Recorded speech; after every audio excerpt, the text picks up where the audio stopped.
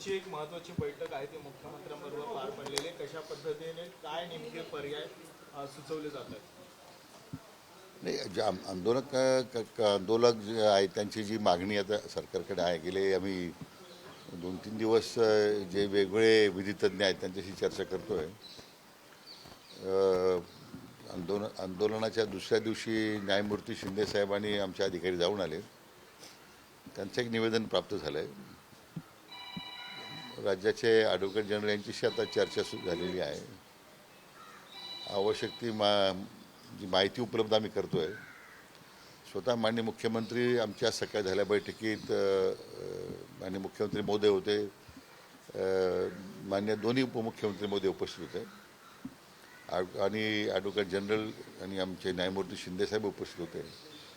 आणि विशेष करून हैदराबाद गॅजेटियरच्या अंमलबजावणीबद्दल आपल्याला काय करता येईल, सध्याच्या कायद्याच्या चौकटीत राहून शेवटी आंदोलक जे आहेत त्यांना आपण ज्यावेळी काही सरकार म्हणून भूमिका मांडू, शेवटी ती न्यायालयातही टिकली पाहिजे.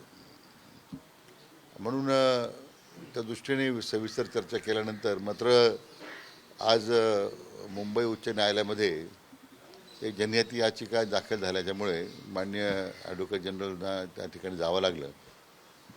आता त्या जनहित याचिकेमध्ये उच्च न्यायालयाने काय ऑब्झर्वेशन दिलेत, काय निर्देश दिलेत ते सगळं पाहिल्याच्या नंतर आणि मग आमची परत आता एक बैठक होईल ॲडव्होकेट जनरल बरोबर आणि त्या जो मसुदा मी जो तयार केलेला आहे प्रारूप, त्याला अंतिम स्वरूप देता येईल. आता isakal.com आहे देशातील नंबर 1 ची मराठी न्यूज वेबसाईट. प्रत्येक अपडेटसाठी isakal.com ला नक्की भेट द्या. दुसरीकडे ज्या पद्धतीने सर कोर्टामध्ये सुनावणी झालेली आहे, ज्या पद्धतीने मुंबईकरांना वेटीस धरलं जात आहे, अशा पद्धतीने कोर्टाने देखील काही व्हिडिओ दाखवलेले आहेत आंदोलनकर्त्यांना की कशा पद्धतीने हुडदळबाजी सगळीकडे चालू झालेली आहे, ताशेरे ओढलेले आंदोलनावर. नाही, माझा पहिल्या दिवसापासून जरंगे पाटलांना तोच आग्रह होता आणि विनंती होती की आपण राज्यभरामध्ये 58 मोर्चे काढले आहेत. मुंबईमध्ये 6-7 लाख लोकांचा समाज बांधवांचा मोर्चा आला, कुठेही गालबोट लागलं नाही. उलट सगळ्या राज्यभरातून जगभरातून त्याचं स्वागत झालं की त्याचं अभिनंदन करण्यात आलं. परंतु ह्या उपोषणाच्या निमित्तानं आज जी पाठिंबा द्यायला आलेली मंडळी आहेत ते आझाद मैदानावर न बसता ते अन्य ठिकाणीच फिरत आहेत. मग त्यामध्ये रेल्वे स्टेशनवर काही लोकांना त्रास झाला, काही आमच्या महिला पत्रकारांवर काही प्रसंग आलेत. जर मुंबईचा जो सामान्य नागरिक आहे, म्हणजे हे आझाद मैदानाच्या बाहेरचं बोलतो मी, तिथं त्रास देण्याचा प्रयत्न होतो आहे आणि त्याचं मला वाटतं निरीक्षण आता मान्य उच्च न्यायालयाने नोंदवलेलं आहे. आता जर जे समाजकंटक म्हणून आले असतील आणि त्याच्यामुळे हे आमचं जे मराठा समाजाचं आंदोलन बदनाम होत असेल तर त्याच्यावर तर 100% कारवाई झाली पाहिजे, त्याच्यात वादच नाही आहे. कोणी आंदोलन बदनाम करू पाहत असेल तर त्यांना कोणी संरक्षण देणार नाही. मग मी कालही आणि आजही जरंगे पाटलांना मी आवाहन केलेलं आहे की ज्या लोकांना आंदोलनाला पाठिंबा द्यायचा आहे त्यांनी आझाद मैदानावरच फक्त बसावं. अन्यत्र कोणी गेलं तर ते ह्या आमच्या आंदोलनामध्ये आमचे आंदोलनकर नाही आहेत, त्या आंदोलनात सहभागी झालेले हे कार्यकर्ते नाही आहेत असं स्पष्ट समजण्यात यावं. मला वाटतं पाहूया आता ती भूमिका आता मान्य उच्च न्यायालयाच्या निर्देशानंतर उच्च न्यायालयाने जी नाराजी व्यक्त केलेली आहे त्याच्यानंतर मला वाटतं सुधारणा होईल अशी अपेक्षा आहे. दोन गोष्टी, एक तर कायदेशीर पेच खरं तर कुणबी आरक्षणाच्या संदर्भात आणि दुसरं म्हणजे जरांगे पाटलांसोबत चर्चा, या दोन गोष्टींवरती कशा पद्धतीने सरकारची आता सध्या हालचाल सुरू? नाही, आता शेवटी मान्य सर्वोच्च न्यायालयाचे काही निर्णय पुढे आलेले आहेत जे आम्ही आता वाचतोय की सरसकट आरक्षण देता येत नाही वगैरे.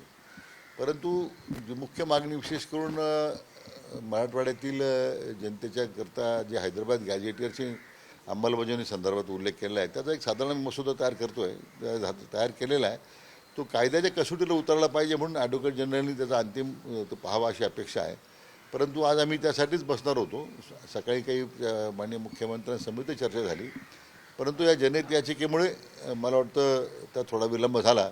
मला वाटतं आज त्याच्या संदर्भातला प्रारूप तयार होईल अशी अपेक्षा आहे. हा मसुदा जरांगे पाटलांच्या सोबत आपण त्यांच्याबरोबर काही हा मसुदा जरांगे पाटील यांना दाखवला नाही, जरांगे पाटलांसमवेत त्या मसुद्याची कुठली चर्चा झालेली नाही आहे. आता एक ह्या जनहित याचिकेमुळे थोडासा विलंब झाला. तो झाल्यानंतर मग तो थेट त्यांना द्यायचा का त्यांच्याशी चर्चा करायची अद्याप त्याच्यावर आम्ही काही ठरवलं नाही. परंतु आज ह्या मुंबई उच्च न्यायालयाच्याच निर्णय प्रक्रियेमध्ये आज सगळ्यांचं लक्ष लागून होतं. आता माहिती अशी की त्यांना 2 दिवस मुदतवाढ आंदोलन करताना दिलेली आहे. पूर्ण निकालपत्र समोर आलेलं नाही आहे. त्यामुळे कोर्टाचे निर्देश काय आहेत, काय काय पद्धती सरकारने फॉलो केल्या पाहिजे, आंदोलनकारांनी काय नियम पाळले पाहिजे, एकदा समोर आल्यानंतर त्याच्यावर भाष्य करता येईल. पण दुसरीकडे ज्या पद्धतीने त्यांची एकच मागणी होती सरसकट, आणि तुम्ही आता पण म्हणालात की सरसकट देणं हे कठीण आहे, गॅजेट असेल ते गृहीत धरलं जाईल, त्यासाठी नेमका वेगळा पर्याय मार्ग नेमका काय आहे? नाही, वेगवेगळे पर्याय त्याच्यामध्ये आम्ही ती चर्चा केली. आता काही निर्णयामध्ये सर्वोच्च न्यायालयाच्या निर्णयाचं बंधन आहे, ते काही सरकारला ते ओव्हररूल करता येणार नाही किंवा निर्णयाच्या पलीकडे जाता येणार नाही. परंतु गॅजेटरच्या अंमलबजावणी संदर्भात निश्चितच काही आपल्याला मार्ग काढता येईल असं आता आमचं प्राथमिक मत आहे. पण त्याबद्दल एकदा अंतिम मसूद तयार झाला की मग मला वाटतं आम्ही तो आपल्यासमोर ठेवू. सर, ज्या 2 केसेसचा उल्लेख सातत्यानं होतोय, बाळासाहेब चव्हाण आणि सुहास दशरथे, तर त्या 2 केसेस संदर्भात नोंदवलेले निरीक्षण संपूर्ण समाजाच्या संदर्भात जेव्हा अभ्यास होईल तेव्हा समान पद्धतीनं लागू होईल की त्याला काही वेगळे निकष असतील? नाही, म्हणून ते सर्वोच्च न्यायालयाचे निकाल समोर असताना या सगळं आम्ही ज्यावेळी चर्चा करतो किंवा काही निर्णयाप्रत येऊ, तर न्यायाचे जे निवाडे जेवढे झालेले आत्तापर्यंत ते काही दुर्लक्षित करून चालणार नाही ना. शेवटी ते सर्वोच्च न्यायालयाचे निर्देश आहेत, ते निर्णय म्हणजे एक प्रकारचे ते निर्देशित असतात सरकारला. कोर्टाने ज्या पद्धतीने कोर्टाने असंही म्हटलेलं आहे की उद्यापर्यंत दुपारपर्यंत सरकार कशा पद्धतीने आंदोलन हाताळत आहे हे आम्ही बघू, आणि पुन्हा एकदा 3 वाजता कॉम्प्लायन्स ठेवला आहे. तुम्हाला पुन्हा एकदा सरकारला त्यांची बाजू मांडायची आहे. 2 दिवसाची मुदतवाढ दिली असली तरी आता यामध्ये सरकारवरती सुद्धा जबाबदारी आहे की आंदोलक आणि सामान्य नोकरदार वर्ग यांच्यामध्ये कुठे काही होऊ नये याच्यासाठी काय काळजी घेतली? नाही, आता पाहू ना, म्हणून म्हटलं की न्यायालयाचा निकाल आता पूर्णतः आम्ही वाचल्याशिवाय त्याच्यावर भाष्य करणं चुकीचं आहे. परंतु निश्चित सरकारची जबाबदारी आहे. आपण जनजीवन विस्कळीत होऊ नये यासाठी सर्व प्रयत्न करतो आहे, आणि आंदोलका त्यांचे मार्ग शांततेनं त्यांचं आंदोलन आझाद मैदान सुरू आहे. परंतु जी आमच्या आंदोलनाच्या नावाखाली जी लोक बाहेरून काही गोंधळ घालतात, सामान्य लोकांना त्रास देतात, जनतेला विटेल धरतात, त्यांच्यावर मात्र कारवाई होणार आहे. ती कारवाई करावी लागेल, त्याच्यात काही संदेह नाही आहे. म्हणजे आता कारवाईला सामोरं जावं लागणार आहे बाहेर जे आंदोलन करते त्यांना? हो, मला वाटतं तर जावा. मान्य उच्च न्यायालयाने जे आता निष्कर्ष नोंदवलेले आहेत, तर आता याच्यामध्ये आपण आतापर्यंत सरकारने म्हणून संयम पाळलेला आहे. पण आता उद्या मान्य न्यायालयाच्या निर्देशाप्रमाणे उद्या जर कारवाई करावी लागली तर त्याला काही पर्याय नाही. आता सर, आंदोलकांच्या हुल्लडबाजीचं प्रकरण थेट कोर्टापर्यंत गेलं, परंतु जरांगे पाटलांनी असं म्हटलं की हुल्लडबाजी आंदोलक नाही तर सरकार करते, आणि 5.5 कोटी लोक आता काही दिवसात मुंबईतून धडकतील, मुंबईत जागा ठेवायला पाय ठेवायला जागा राहणार नाही, आंदोलकांवर दादागिरी सरकारनं करू नाही, सरकारने आंदोलकांच्यावर कधीच दादागिरी केली नाही. नाही तर आतापर्यंत या आंदोलकांना मुक्तपणे त्यांचा संचार येऊ दिलं आहे. त्यांना पाहिजे त्या पद्धतीने त्यांच्या काय व्यवस्था ज्या निर्माण केले जात व्यवस्था तयार झालेल्या आहेत, त्याचं पुढे सरकारने हस्तक्षेप केला नाही. लोकशाही मार्गानं सरकारनं जी काही सवलत देता येईल, जेवढी आंदोलक जे आहेत त्यांना मोकळीक देता येईल तेवढी दिलेली आहे. पुढे बळाचा वापर आतापर्यंत झाला नाही. परंतु म्हणूनच तर हे सगळं प्रकरण न्यायालयाच्या मान्य उच्च न्यायालयासमोर गेलं, आणि न्यायालयाने आता मी म्हटल्याप्रमाणे निष्कर्ष नोंदवलेले आहेत, त्याच्यावर मात्र आता सरकारला कारवाई करावी लागेल. एक करते आपण एक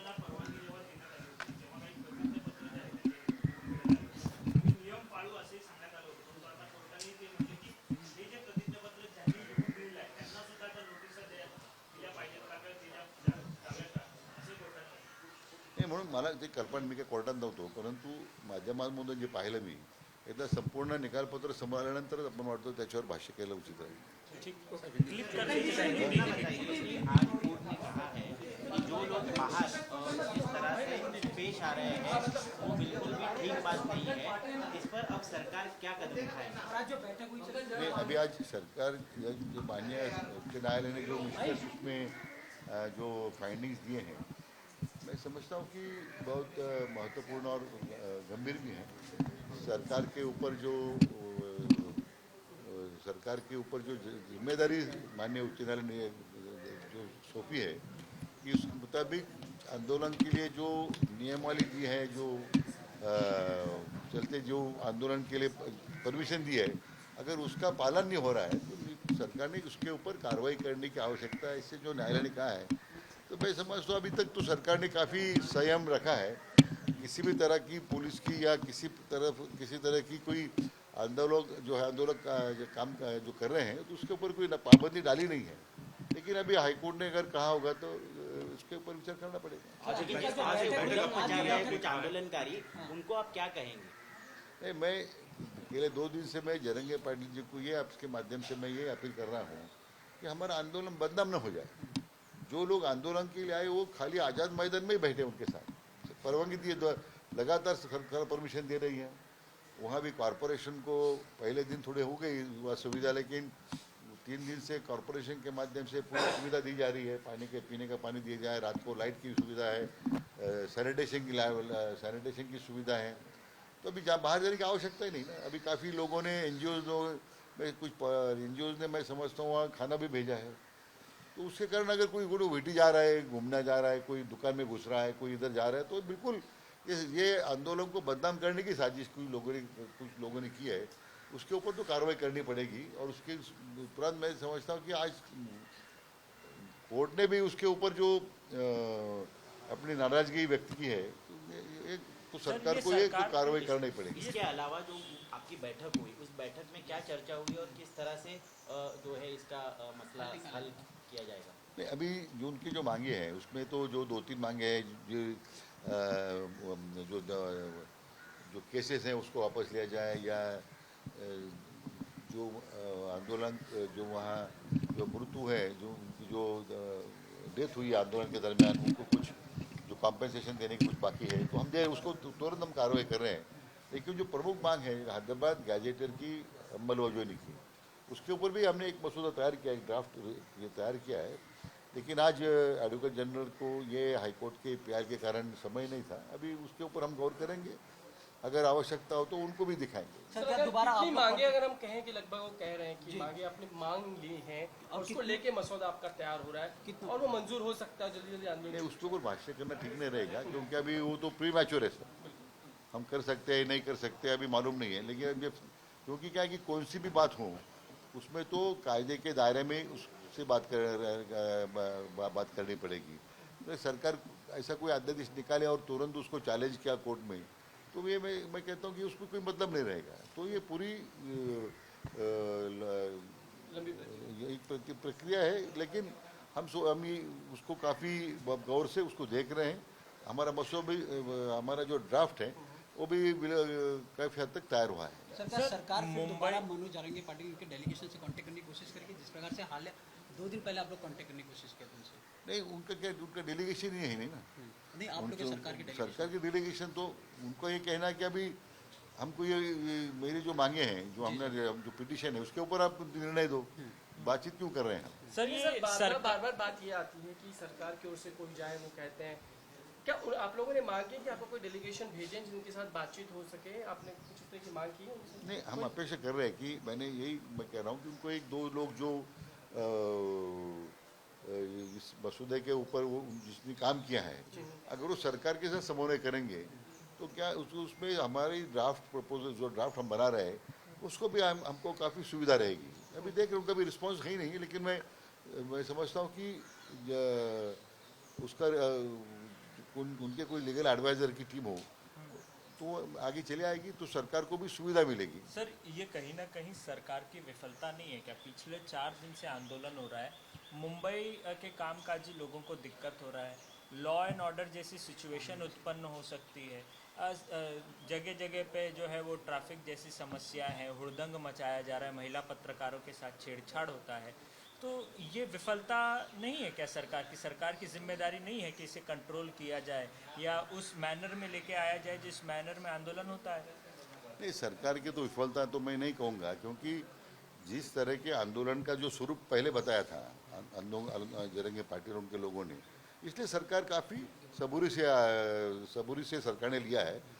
लेकिन जो महिला पत्रकारों के साथ जो छेड़छानी हुई है तो उसका कोई समर्थन नहीं करेगा, उसका तो हम निषेध ही करेंगे, उसके ऊपर तो कार्रवाई होने की आवश्यकता है। लेकिन अभी जो चित्र सामने आ रहा है कि आंदोलन छोड़ के कुछ लोग जो बाहर बर्तजमी